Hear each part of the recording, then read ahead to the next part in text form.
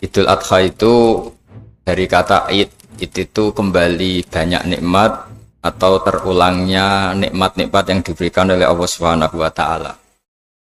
Kemudian Al-Adha ini banyak yang mengatakan terkait dengan ibadah penyembelihan kurban, disebut Idul Adha atau Idul Kurban.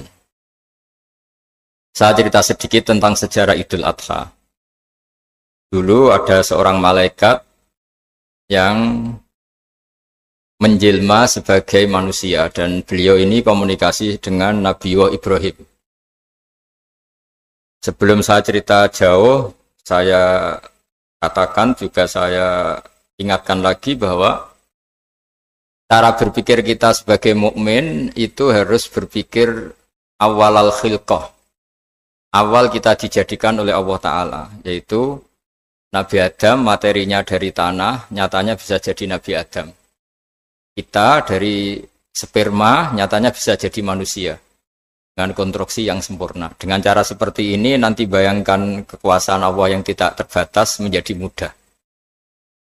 Saya teruskan, si malaikat tadi tanya ke Nabi Ibrahim, saya minta kambing kamu. Oh ya, silahkan.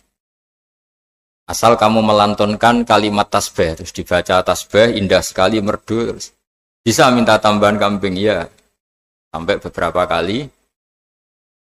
Demi Allah, ini baru kambing, baru hewan. Andaikan anak saya pun, kalau demi Allah saya kurbankan. Singkat cerita, versi riwayat ini, suatu saat Nabi Ibrahim diuji dengan dimintanya anak untuk dikurbankan. Ketika beliau atas nama seorang bapak agak keberatan, terus diingatkan ulang oleh Allah Ta'ala, janji beliau, demi Allah, anak pun saya kurbankan. Walhasil akhirnya beliau melakukan itu. Dan karena Allah hanya menguji, tidak niat betulan supaya anak itu disembelih, akhirnya diganti oleh kambing. Jadilah tradisi kurban itu pakai kambing. Kemudian secara fikih ada padanan-padanan yang cukup menggantikan kambing, yaitu ada sapi, ada unta, dan seterusnya, dan seterusnya. Yang menarik dari sekian referensi yang saya baca, dan ini harus disosialisasikan lah. Sebagian versi itu adalah bahwa Nabi Ibrahim ketika diangkat di alam malakut, di alam langit sana, itu ketemu Allah, kemudian Allah tanya, Ibrahim, banyak hamba-hambaku yang durhaka, tidak tahu saya sebagai Tuhannya. Terus kata Ibrahim, usul ya fa'amidhum, bunuh saja ya Allah. Setelah itu tanya lagi, ada yang pezina, ada yang koruptor, ada yang pokoknya dosa-dosa yang buruk sekali.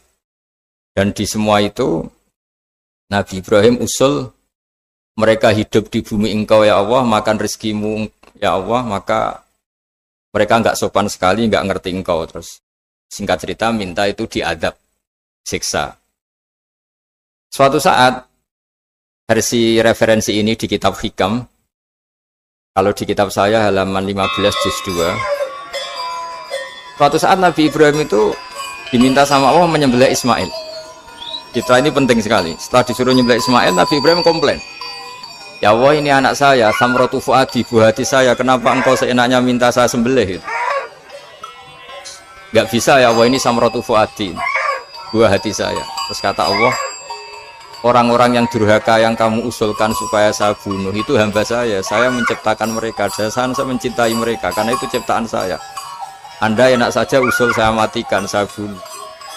Sekarang ketika Anda usul, saya tidak mikir. Kenapa ketika saya usul kamu mikir? Terus akhirnya Nabi Ibrahim mau oke ya Allah. Terus setelah itu, terus semenjak itu Nabi Ibrahim itu begitu sayang sama hamba-hambanya Allah. Sehingga dari cerita yang paling masyhur, ketika Abu Bakar As-Siddiq begitu lemah lembut sama hamba-hamba Allah yang lain, Nabi Muhammad mensepadankan dalam hal ini sama Nabi Ibrahim, hati kamu sehalus Ibrahim. Yaitu Nabi Ibrahim, beliau akhir-akhir punya komitmen, faman tabi'ani fa innahu minni wa man asani fa innaka ghafurur rahim. Ya Allah, orang yang ikut sunnahku maka jelas bagian dari saya. Dan yang sedang durhaka, waman asoni, saya harapkan fa innakal ghafurur rahim, engkau maha pengampun, maha penyayang. Semenjak itu menjadi sunnatan mutaba'ah bahwa agama ini agama rahmatan lil alamin, bahwa melihat kemungkaran, melihat kebodohan, ketimpangan, itu komitmen kita ini membenahin, bukan menghabisin. Melihat kesalahan, komitmen kita ini in uridu ilal islaha mastata'tu. Komitmen kita ini ingin lebih baik, bukan mengacaukan dunia ini.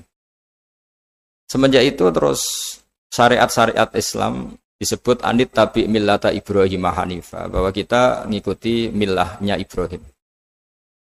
Sebab itu kemudian setelah ini menjadi sunnatan mutaba'ah, bahkan banyak ulama yang berpendapat ketika Rasulullah SAW Mi'raj, itu dari sekian Nabi Ulul Azmi yang nggak ketemu itu Nabi Nuh. Nabi Nuh alaihissalam, padahal termasuk Nabi Ulul Azmi. Itu banyak yang menganalisis karena Nabi Nuh itu pernah berdoa, Rabbi la tadhar alal ardi minal kafirina dayaro. Nabi Nuh adalah Nabi yang pernah cara Jawa maksudno kaumnya, mendoakan buruk sama kaumnya, dan itu tidak manhaj, tidak metode yang Nabi Muhammad disuruh ikut metode itu, tapi Nabi disuruh ikut manhaj atau pola sosiologi, pola dakwah atau pola sosial yang harus mengikuti Nabi Ibrahim anit tabi millata Ibrahim Hanifah. Nabi Ibrahim itu orang yang sangat lemah lembut, yang ngendikan faman tabi'ani fa innahu minni wa man asani fa innaka ghafurur rahim. Sebab itu teman-teman yang di Kanada, yang di mana-mana, kita ngikuti status ilmu hakikat.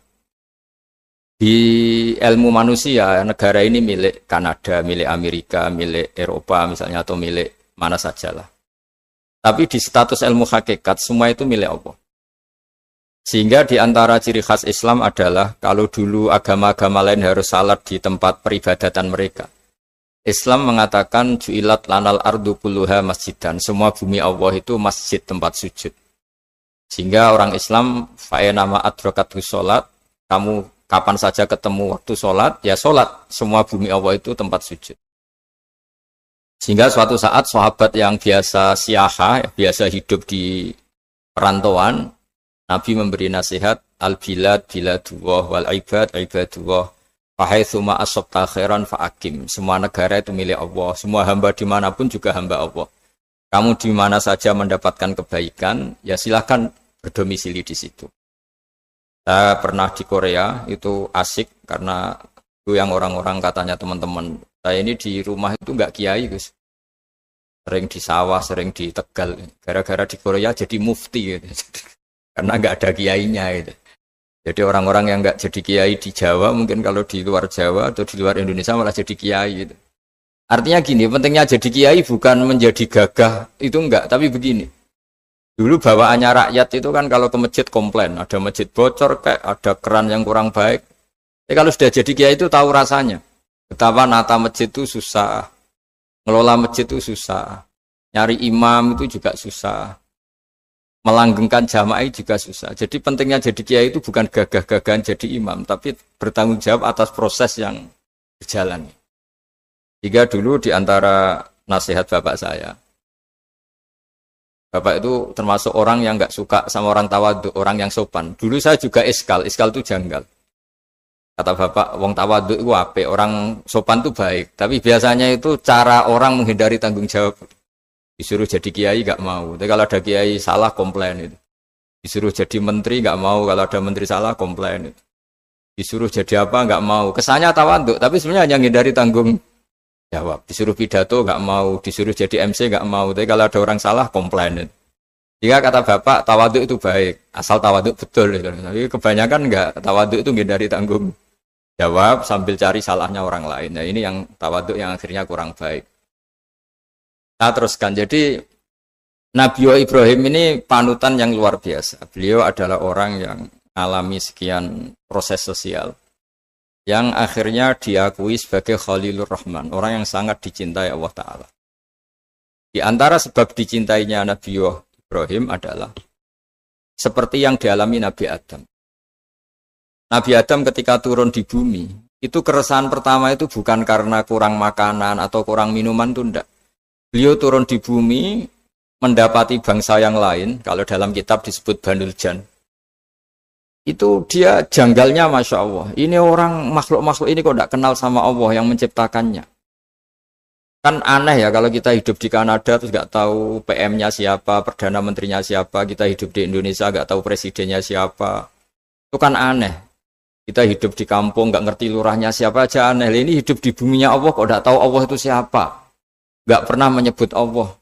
Padahal harusnya yang paling dikenal pertama itu ya zat yang menciptakan kita, menciptakan langit bumi dan sebagainya. Sehingga beliau itu gerutu itu komplain. Ya Allah ini enggak fair dunia ini, engkau yang menciptakan, engkau yang memberi rezeki, kemudian mereka enggak kenal engkau. Ini kata Nabi Adam alaihissalam. Barokahnya komplain itu, jadi komplain itu yang diridhoi Allah juga banyak. Akhirnya Allah meridhoi Nabi Adam, dosa-dosanya, salahnya itu diampuni. Ya ukuran seorang Nabi, beliau dianggap salah itu diampuni, karena keresahan beliau itu takut Allah enggak dikenal. Nah, masjid yang di Kanada, di Montreal juga ketakutan kita ini jangan sampai orang Islam tidak punya tempat ibadah. Meskipun setelah punya tempat ibadah, ketakutan kita jangan-jangan ibadahnya tidak sesuai sunnah Rasul. Setelah sesuai sunnah Rasul kita takut lagi, jangan-jangan memaksa sesuai tapi karena ingin benar. Dan setelah ingin benar, takutnya secara tasawuf ngimani kebenaran itu. Bukan ngimani rahmatnya Allah tapi ngimani kebenaran itu. Akhirnya jadi ujub. Ujub itu bangga amal diterima karena kebaikannya, bukan karena fadlnya Allah, karena anugerah. Nah ketakutan-ketakutan ini khas orang soleh. Orang soleh itu kalau nggak sholat takut. Setelah sholat takut nggak sesuai syarat rukun.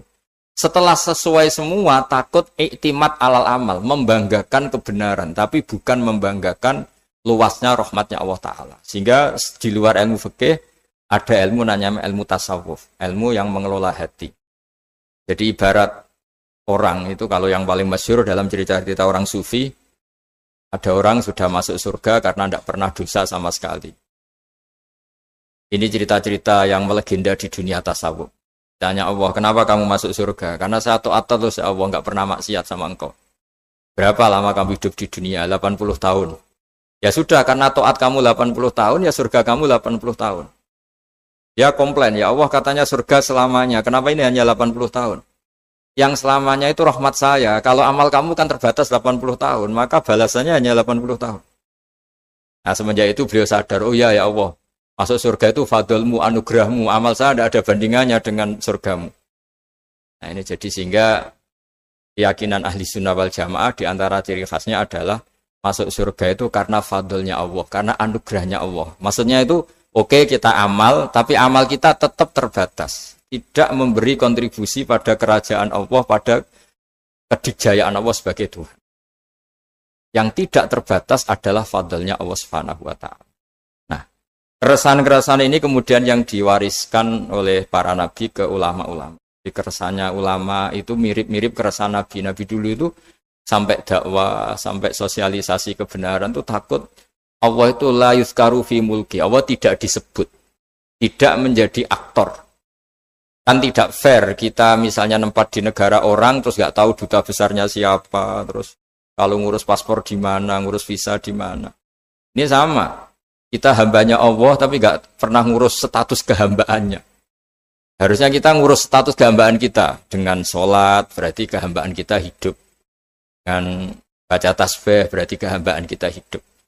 Makanya dalam sebuah ayat disebutkan masuk surga itu gampang, yang susah itu kamu masuk status kehambaan itu. Makanya disebut ya aja Tuhan nafsul mutmainnah irji'i ila rabbiki radiyatan mardiyah. Pertama apa? Fadkhuli fi ibadi. Kamu harus masuk status sebagai hambaku dulu. Baru wadkhuli jannati, baru kamu baru masuk surga. Jadi orang boleh nikmati fasilitas negara lain kalau visa paspornya disahkan. Orang boleh masuk surga kalau status kehambaannya disahkan oleh Allah Subhanahu wa Ta'ala. Nah, lalu status kehambaan itu dimulai dari mana? Secara fisik kita sujud. Anggota tubuh yang begitu terhormat, namanya kepala, kita tundukkan kepada Allah Ta'ala. Hati kita, akal kita yang ingin menguasai dunia misalnya, ambisi itu kita kalahkan untuk hanya tunduk kepada aturan-aturan Allah Subhanahu wa Ta'ala. Kekhawatiran kita akan menghadapi alam akhirat, nah ini yang penting. Nanti setelah kita mati kayak apa, jadi debu, jadi tanah, lalu bangkit kita gimana? Sebagaimana mukadimah saya, ingatlah an-nas'atil ula. Ingatlah penciptaan pertama, bahwa Allah punya reputasi menciptakan Nabi Adam dari tanah, dan di tubuh Nabi Adam itu tersimpan calon generasi berikutnya ila yaumil qiyamah. Kayak apa susahnya bikin Nabi Adam kalau andikan kita boleh berpikir. Bikin satu master manusia yang akan melahirkan manusia seluruh dunia. Ibaratnya chipnya itu sudah ada di punggung Nabi Adam. Dan itu materinya dari tanah. Dengan berpikir gitu, maka ketika kita meninggal, sudah jadi tanah, kembali lagi jadi manusia adalah hal yang mudah.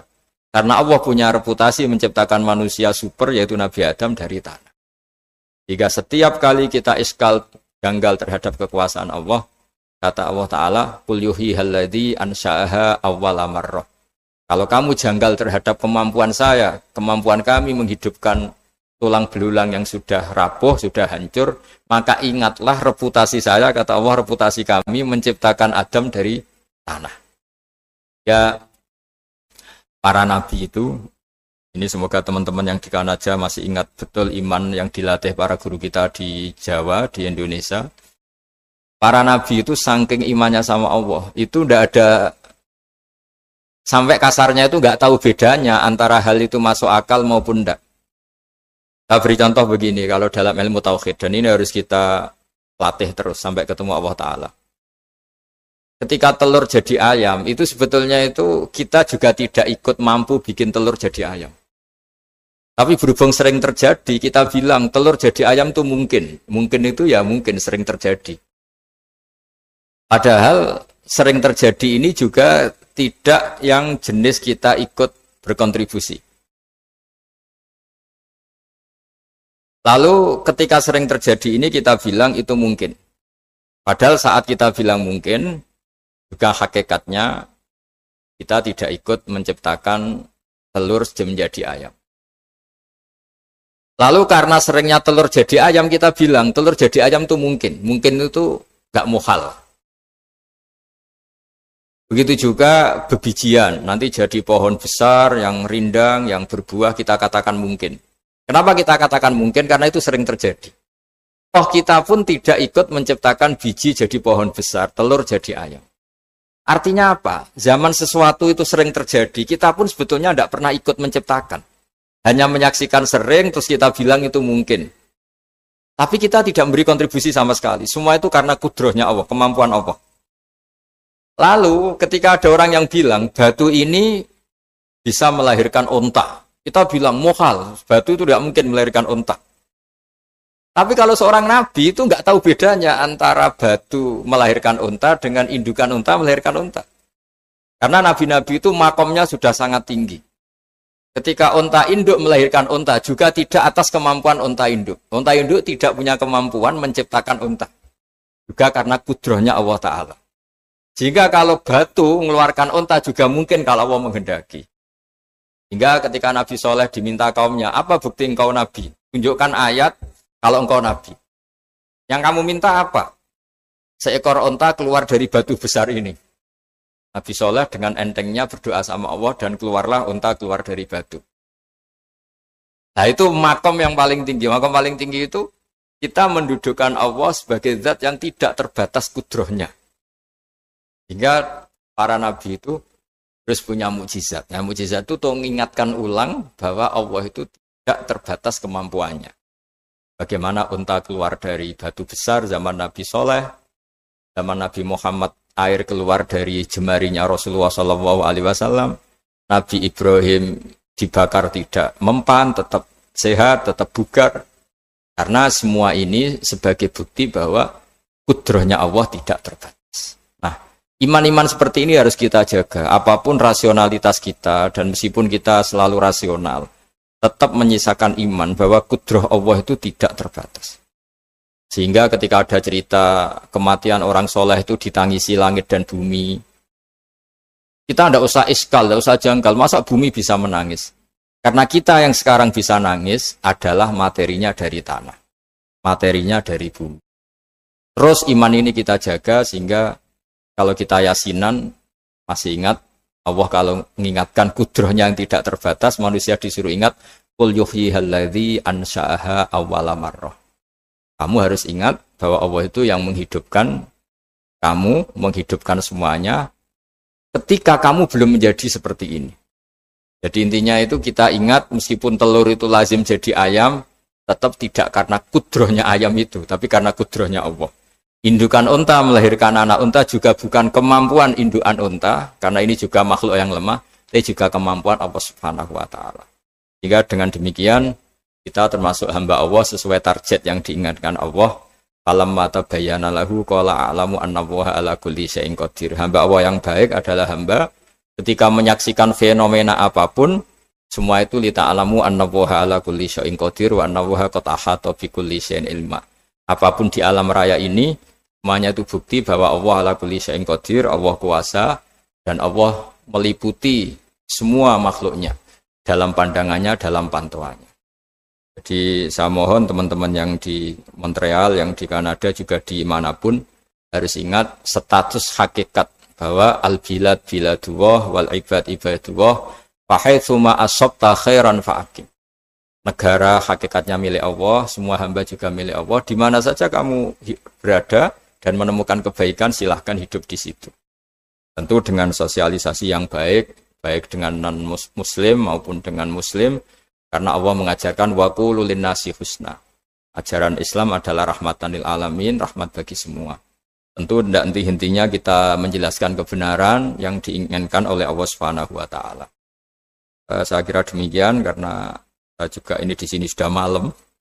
Jadi saya mohon maaf mungkin tidak bisa ikuti tanya jawab karena di sini sudah malam, apalagi tadi habis takziah saya karena ya ada mas saya yang sudah sepuh sekali wafat, terus tadi barusan datang, jadi mohon maaf tidak mengikuti acara mulai pertama. Tapi saya mohon ayat-ayat Quran yang saya terangkan tadi bahwa untuk mensifati Allah kudrohnya tidak terbatas. Ingatlah bahwa kita yang secerdas ini, yang sehebat ini, kita semua manusia yang cerdas begini, matanya bisa melihat, hatinya bisa merenung, otaknya bisa berpikir cerdas, itu dari materi tanah. Dan Allah mampu. Allah bisa bikin orang miliatan gini dari satu orang manusia namanya Nabi Adam. Kayak apa susahnya bikin konstruksi Nabi Adam kalau boleh dibahasakan. Dan itu Allah punya reputasi mampu. Dengan cara seperti itu kita akan gampang iman bahwa kita setelah meninggal dan menjadi tanah, ya sama seperti kita masih hidup. Zaman kita hidup ya tidak tahu cara kerja jantung kita, nafas kita, uratnya gimana, terus sistem tubuh. Meskipun ilmu medis ngerti mengurai itu, tapi tetap saja hanya ngerti, tidak menciptakan. Yang menggerakkan jantung, organ tubuh kita tetap Allah Subhanahu wa Ta'ala. Dia yang Al-Fa'ilul Mukhtar, dia yang semuanya mengendalikan kita. Artinya zaman kita hidup pun sebenarnya kita yang tidak mengendalikan kita. Nafas kita ya dalam kendali Allah, ikhtiar kita dalam kendali Allah. Sama setelah kita mati juga dalam kendali Allah. Ya guru-guru kita semuanya melatih inna sholati wa nusuki wa mahyaya wa mamati lillahi rabbil alamin. Hakikat ibadah kita, hakikat hidup kita, hakikat mati kita, semuanya tidak dalam kendali kita. Semua itu dalam kendali Allah Ta'ala. Dengan demikian terus kita insya Allah ingin jadi hambanya dulu. Baru setelah jadi hambanya, baru sah menjadi ahli penghuni surganya. Wadkhuli fi ibadi, baru wadkhuli jannati. Masuklah berstatus sebagai hambaku, baru engkau, kalian semua layak menjadi penghuni surgaku. Mohon maaf atas semua kesalahan. Billahi taufik. Wassalamualaikum warahmatullahi wabarakatuh. Bismillahirrahmanirrahim. Mohon kalau terang dong ya. Ada 6 orang sing dilanati Allah, termasuk az-zaid fi kitabillah. Orang yang menambahkan dalam Al-Quran, yang menambahkan itu misalnya secara penulisan bisa melanggar aturan penulisan, itu yang terkait penulisan. Kalau makna nambahi makna, kalau filsafat ya nambahi napa filsafat. Pokoknya apa saja sing keceluk napa mendamai. Sehingga dalam konstitusi ulama itu ada hal yang menyenangkan kita, yaitu termasuk dosa besar. Bahkan kalau Sayyid Abdullah bin Husain mengatakan termasuk murtad. Tapi kita jangan ngikuti yang terlalu ekstrim lah. Pokoknya dosa besar, tidak usah sampai murtad. Meskipun saya setuju sama Sayyid Abdul bin Husain supaya orang itu takut. Itu adalah ijabu malam yajib, mewajibkan sesuatu yang tidak wajib. Jadi Misalnya kayak di pondok mentang-mentang kowe khusyuk terus santri mbok wajibno wiridan. Itu masalah itu cara konstitusi orang alim karena wiridan itu ndak wajib. Sehingga kadang wong beling ku ya luwih bener mergo ora tau wiridan, mergo pancen ya ora wajib.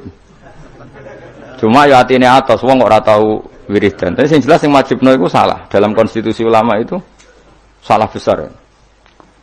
Karena kalau itu ditoleransi, saya ulang lagi, kalau itu ditoleransi, maka syariat ini akan tambah beban. Misalnya ada jenis kiai khusyuk senengane wiridan, saat ini diwajibno wiridan. Nah, kiai nengkek, santri ini wajib setrikanan kelambine. Kok isin di santri apa? Gak modis. Gak stylish lah, isin. Lah sing repot ketemu kiai zuhud, isin nak di santri ketok najis, senengane sing ketok dosa. Ketok zuhud, terus ketok kiri, senajan itu ya kiri tenan, tapi kan repot. Karena nanti setiap orang akan mewajibkan sesuai selera. Maka termasuk kriminal besar dalam konstitusi ilmu itu ijabu malam yajib, mewajibkan sesuatu yang tidak wajib. Karena nanti syariat ini akan kebebanan. Soalnya kok mendingin, semua aku wajib paham. Wah itu bahaya betul. Selain orang arah kan berat. Ya wis paham ora wajib wis pokoke ora wajib. Ya saya ulang lagi ya, termasuk kriminal besar dalam konstitusi ilmu itu ijabuma lam yajib, mewajibkan sesuatu yang tidak wajib. Itu bahaya dalam Islam karena nanti Islam itu berat. Makanya tradisinya ulama-ulama top dunia itu kalau jamaah, saya mulai kecil di Mbah Mun ya padahal ngimami Mbah Mun separuh santri ya bubar, sing ngimami Mbah Mun gak wiridan. Ya karena ya tadi kiai ini rawani ngloroi wong ora wajib. Tapi ya tetap ngajak wiridan wong ora dijak eling pangeran, itu dijak eling pangeran, tapi separuh bubar. Saya pernah makmum di Lirboyo ya gitu. Saya punya teman yang penelitian di Uzbek juga gitu. Jadi kok nak maghrib di Mami Mustafa kesunatannya sing separuh napa? Bubar. Bila perlu 99%. Itu bukan demonstrasi, implementasi dari menghindari ijabuma lam yajib. Tapi orang boleh menuduh itu bukti railing pangeran. Itu juga nyata. Memang ya railing pangeran tenan sebubar-bubar gitu. Tapi memang berat. Kalau itu ditoleransi itu berat. Agama ini jadi berat. Coba kan kiai itu tipikalnya kan macam-macam. Ono sing seneng wiridan, nanti bisa saja muridnya diwajibkan. Ono sing wengkek. Stylish carane ketunan ngene, carane kelambinan ngene. Wis pokoke mergo isin dene di santri ketok desa. Ono sing repot sing kiai sing seneng zuhud. Santri maca ra oleh, santri kudu ketok melarat. Terus ini semuanya jadi aturan. Itu berat Islam. Napa? Berat. Sehingga mulai dulu itu masyhur itu kalau nanti cerita tentang mriki. Abdul bin Mas'ud kok ana wong duha bendino. Woi disuweping. Kowe kok nyanyi salat duhur. Maksudnya wong duha kok lakoni bendino berarti posisinya koyok salat disuwep. Abu Bakar lebih parah meneh. Pas ada hari puasa itu, puasa Arafah, pokoknya puasa pas puasa enggak wajib. Bojone iku mempersiapkan buka sahur. Iku kila iku sampai kudur-kudur iku bangsane cara saiki golongane apa iku. Alat-alat masak iku ditutuki Mbak Abu Bakar. Karena kamu menyaingi fardu. Napa menyaingi fardu. Jadi dulu lama itu masih orisinil karena agama ini sudah berat. Jadi kalau ada ijabu malam yajib, mewajibkan sesuatu yang tidak wajib, ini bebannya malah berat. Nah tentu selalu ada ulama yang ijtihad. Ijtihad itu misalnya takut wong railing pangeran terus diharuskan wiridan. Mulane jom geman kuwi muni wajib di bahasa Indonesia wae. Dadi kok nak ketemu Said Abdul bin Husain sing aran Sulam Taufik, lho kok wajibno wiridan? Mboten wiridan iki harus. Sekarang itu wali kutub, sekarang Sulam Taufik wali kutub, jenis Said Abdul bin Husain bin Thair. Kalau nu buatan pernah nggak baca kitab itu, sampai sekarang yang baca saya sendiri Sulam Taufik. Meskipun kalau ya rasa seneng, nah ono santri apa yo, sing terlalu wiridan kalau ya rasa seneng. Tapi ono santri wiridan terus kalau ya susah. Biasanya santri semua mikir senengane terus wiridan. Kan mikir agama kan susah. Coba rukunnya sholat itu 17, kila 13, saya kira apal. Ayo Mustafa Lail, ayo rapal. Ayo rukunnya sholat itu biro. 17. Ono sing darani 13. Kenapa ayo kan jawab spontan ya. Khilaf ulama itu 17 ambek 13. Ana sing darani 18 mek 14 ya. Kena apa? Ayo Mas. Apa? Lah opo baca di satu bamu. Oh, kakean nggih grup. Saiki sesat Mustofa iku. Kamen nggih grup mulane. Misalnya ngono kan gak seneng bocah, ada wiridan kan. Jadi sing seneng wiridan itu perlu dicurigai, siji eling pangeran. Nomor loro pancen moh, hukume pangeran sing mikir ku ora seneng. Terus kelemane wiridan ku wong dikei hak menghayal karepe. Saya kepen di bojo ayu nu solusine kan ya wiridan. Kepengen sugih ngono ya solusine. Lah yang dia ndak tahu efek negatifnya adalah dekne ra tau eling Allah dengan makna yang digedaki Allah. Coba santri iku kon ngaji kon ben roh hukume Allah halal haram. Tapi mamen wiridan. Iso gak eling roh halal haram nah dene men wiridan. Gak iso. Aku serah kelakuane wong yo ora urusan suudzon nih. Wis kelakuane wis mesti ngono. Angel lunas semua macam-macam. Jadi kita warai hukumnya pengiran mau ngapalo rukune salat 17. 17 itu nomor pertama 3 iku urutane piye kira roh? Iku niat, qiyam, takbir apa? Gak niat sedurunge ngadeg sah terakhir. Ora sah karena sing darani niat itu harus bareng. Lu gosek lagi ngadeg apa ngadeg sik lagi niat? Ngadeg sik. Lah berarti niat mbek ngadeg ku dhisik ndi? Ora tau mikir, nek yo dadi ahli swarga ku piye. Padahal hukume pangeran, napa? Ya jelas hukume pangeran. Saiki belajar hukumnya pangeran mbek wiridan dhuwur ndi. Udah belajar hukumnya pangeran sembrono. Allah ngistilahno wiridan niku mau kowe elingo pangeran. Tapi nek ngistilahno hukum yusikumullah iki wasiate pangeran. Wasiat itu barang serius apa gak serius? Serius.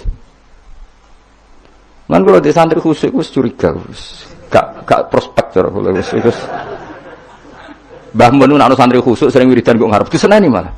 Cung kowe nang seneng jamaah wae ora tau sinau. Dadi malah diamuk santri sering jamaah kok ngarep. Jangan-jangan seneng pelampiasan apa? Tapi masalah kowe wis ra kadung ra seneng sinau, terus ra seneng wiridan. Tambah elek meneh. Kan lha ya elek meneh ya ora seneng ilmu.